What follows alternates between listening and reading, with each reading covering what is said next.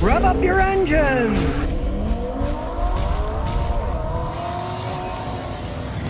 Randy Ramirez says, what happened to Dodge small trucks like the Dakota? They are now saying that they're probably going to bring back the Dakota, mid-size truck they're calling it now, because they found out people like them. History's always repeating itself. It's always circular. What comes around goes around, right? When I was younger, people liked small trucks. Chevy had the Love. All the trucks are small. The Toyota little pickup truck before they made the mid-size Tacoma was a smaller truck. People loved them.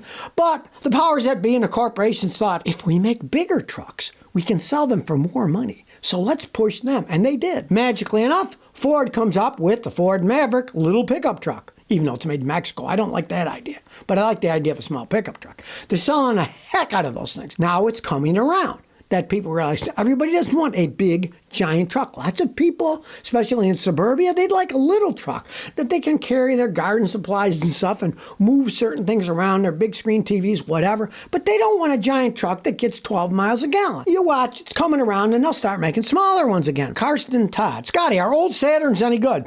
They can be. Now, Saturn went out of business, but it was kind of a weird deal. It was really GM, but they said, oh, we're going to create this company. We'll call it Saturn. Well, what happened was for a while, they were actually doing a pretty good job. But then the executives at GM got jealous because they're making better cars than we are. So they started taking the workers from the Saturn factory and putting them in theirs and taking some of their crappy workers and moving there and making low quality control. And then they stopped making them. Now, if you want a Saturn, you're talking about a used one. Get a 4-cylinder one. If you can get one that has a manual transmission, it can be a great car.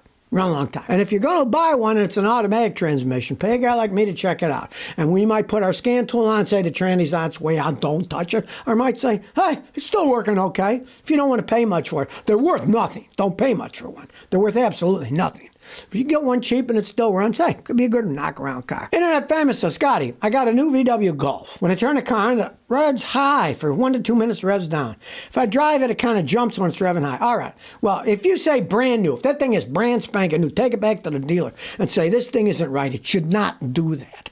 Now, if you're talking about you bought a used one, it's got 100-something thousand miles, they'll all kind of generally do that to some extent. Now, if it is a used car, watch my video, make your car run better with a little spray cleaner. Clean the throttle, clean the mass airflow sensor. Volkswagens are notorious for getting dirty mass airflow sensors. And that could fix your whole problem, right? But if it is a brand new one, take it to the dealer and say, hey, make a video of it, show how bad it is, right? And then say, don't tell me there's nothing wrong. This is how it works. It's bad. Fix the stupid thing. But, like I say, if it's used, try cleaning it. Like I said, they'll often fix it. Sam Adams says, there's water in my heater core, and I say I have to take apart the dashboard to get the water out of there. Is that necessary? The heater core itself, actual heater core, is what the hot water from your engine goes through to give you heat. And there's supposed to be water and antifreeze in it. You're probably talking about the actual case. The heater core is here, and it's inside a plastic case, right? And if there's water in there, it means the drain isn't draining.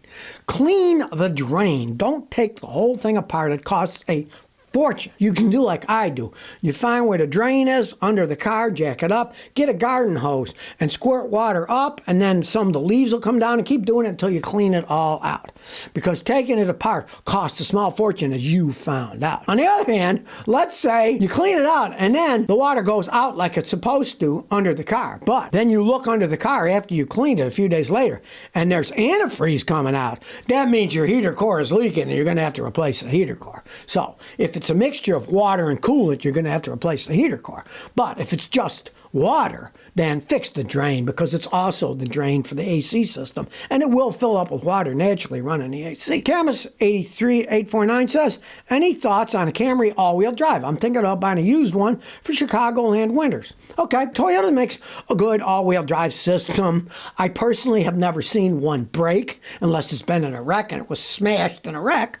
They generally don't wear out by themselves. They're well made. You'll get a little bit worse gas mileage with an all-wheel drive system. They are extremely complex inside, but they rarely break down. If you need an all-wheel drive, that's pretty good one to pick out. It's a Camry that can run for a really long time, and they have a pretty bulletproof system. Damien says, Scotty, what are your thoughts on Oldsmobile cars? They're like old people cars. They ended up that way. Originally, they weren't. They made fast cars, different stuff. They really weren't their own brand for a long time. GM cars are GM cars. Cadillacs are made by GM. The name in the end didn't really mean much at all. Back in the day, Rocket 88s, those things were screaming cars. Everybody wanted to have them. But now they more or less faded away. And since they're called Oldsmobile, I guess the name kind of says it all, right? Melissa says, I got a 2014 Honda CR-V. Why does it make a grinding sound when it starts on a cold day? Okay, let's pray it's just your starter going out.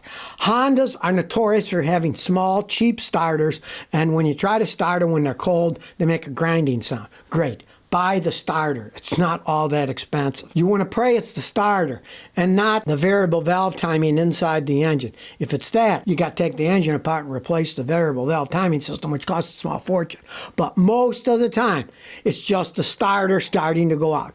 Honda makes pretty good cars, but they make amongst the poorest starters in the world. I've got Toyotas that are 30 years old and they're still on their original starter. So Honda makes good cars, but their starter's weak. So pray it's just a starter. Louis Blacker says, Scotty, should I go OEM Toyota brake pads or Akabono?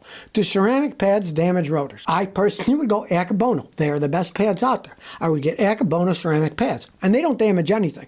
That company knows how to make brake pads. On the other hand, I have seen cheaper aftermarket ceramic brake pads destroy rotors because there is no actual law to say what ceramic brake pads are. It doesn't say this percentage of this percentage of that. So there's a big deal of difference between the good ones like Akabono and cheaper companies, right? Even though they can say Akabono, just like synthetic oil. Synthetic oils are made various different ways. They're allowed to be called synthetic, but there isn't one rule that says you have to do this. No, there's lots of ways to make it, and the better companies do it the correct way. The cheaper companies don't, so I would not buy an aftermarket brand synthetic oil. I would stick with a big manufacturer like Castrol, Mobil. They generally do a better job making their synthetic oil.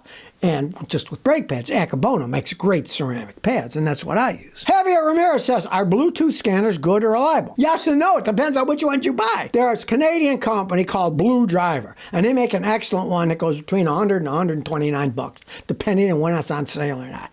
You got to have a smartphone, but it works quite well. I have gotten other Bluetooth scanners from other companies. I have tested out at least 40 different ones, and some of them are absolute crap. Some of them will screw up the computer in your car. You'll plug them in. All of a sudden, your check engine light comes on when you're driving because it screwed up your car. I've seen that happen. There are good ones. There are bad ones. I personally think, hey, if you're going to work on your car, what the heck, and you want a Bluetooth scanner, go out and get that Blue Driver. It's pretty good. If you can find it when it's on sale for $100, it does an awful lot. You get a lot of information for $100, and it's totally safe. It's a Canadian company, and yes, it's made in China, the parts, but the Canadians design them under the software guys, and they're pretty good scanners.